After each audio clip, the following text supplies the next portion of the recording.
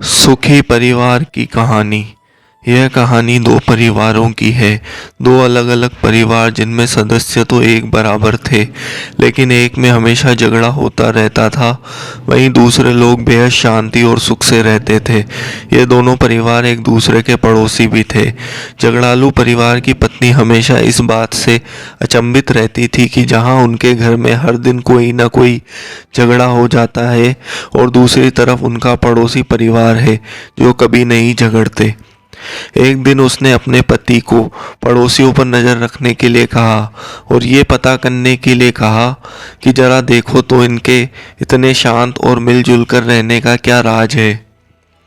पत्नी के कहे अनुसार पति अपने पड़ोसियों के घर के पीछे छुप गया और खिड़की से उन पर नज़र रखने लगा। खिड़की से झांक कर देखा, शांत परिवार की पत्नी फर्श पर पोछा मार रही थी। तब अचानक किचन से कोई आवाज़ सुनाई दी, तो वह अपना काम छोड़कर किचन में चली गई।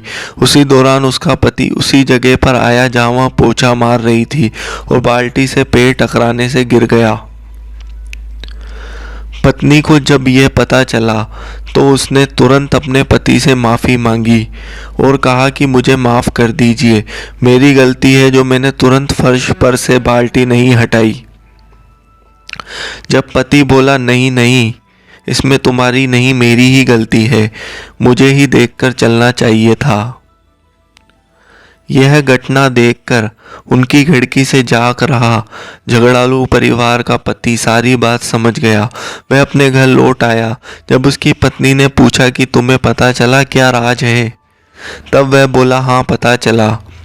हमारे और उनके परिवार में सिर्फ इतनी सी बात का फ़र्क है, जहाँ हम लोग हर छोटी मोटी गलती के लिए एक दूसरे को जिम्मेदार ठहराते हैं और झगड़ते हैं, उनके परिवार वाले हर गलती की जिम्मेदारी खुद लेते हैं और माफ़ी मांगने और उस गलती को सुधारने के लिए हमेशा तैयार रहते हैं। परिवार हो या कोई भी रिश्ता तभी अच्छे से चलता है जब अभिमान को दूर रखा जाए। हमेशा मैं ही सही हूँ और मैं ही कोई गलती कर ही नहीं सकता, यह एटीट्यूड के साथ कोई भी परिवार या रिश्ता ज़्यादा चल नहीं सकता।